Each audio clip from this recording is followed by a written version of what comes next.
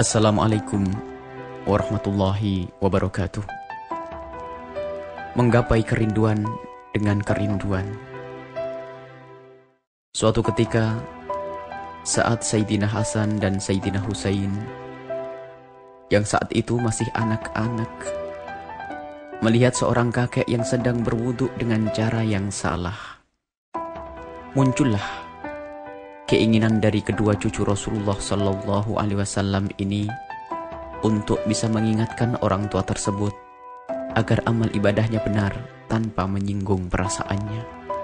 Kemudian Sayyidina Hasan bersepakat dengan Sayyidina Husain untuk berlomba wudhu dan menjadikan sang kakek sebagai juri yang akan menilai kebenaran wudhu mereka. Lomba berwudhu pun dimulai, dan di akhir perlombaan tersebut, sang kakek pun tersadar bahwa wudhu Sayyidina Hasan dan Sayyidina Husain ternyata lebih benar dan sempurna dari wudhunya sendiri.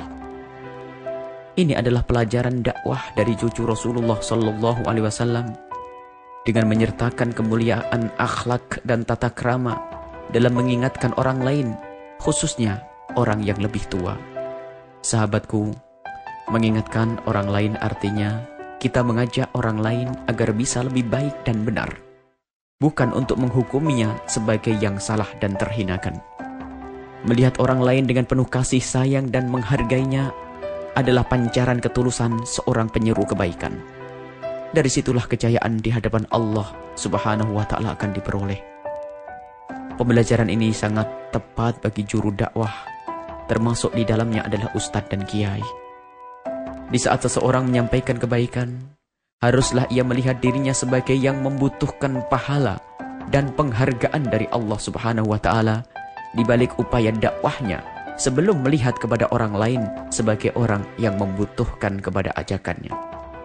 Makna membutuhkan inilah yang menjadikan seseorang tidak kenal putus asa dalam mengenalkan kebaikan kepada orang lain, hingga ia senantiasa mengambil cara yang paling indah agar ajakannya bisa diterima oleh orang lain sebagai perwujudan makna hikmah yang diajarkan oleh Allah kepada Rasulullah Sallallahu Alaihi Wasallam yang sekaligus harus kita ikuti.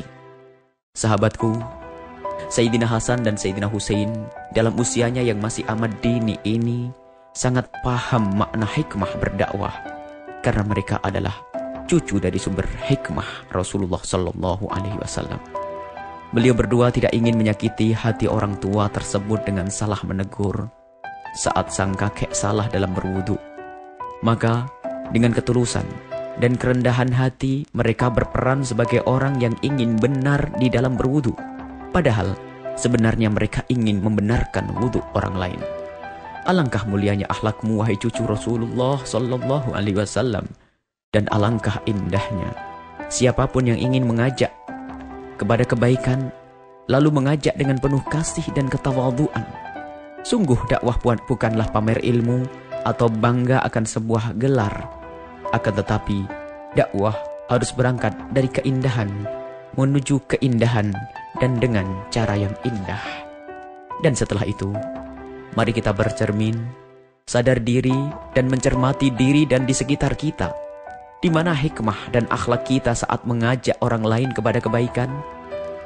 Bisakah menuai hasil jika mulut dan lidah kita tidak luput dari kalimat cacian dan penghinaan terhadap orang yang kita anggap salah? Di mana kasih sayang dan kerinduan kita untuk merindukan orang lain kepada Allah Subhanahu wa Ta'ala? Jangan sampai ajakan kita kepada Allah berubah menjadi ajakan kepada diri sendiri atau kelompok. Bisakah orang lain rindu kepada Allah jika yang mengajak bukanlah orang yang merindukan Allah Subhanahu wa Ta'ala?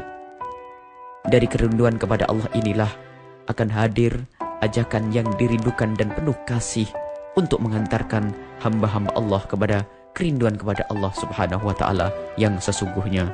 Wallahu a'lam bishawab. Buya Yahya.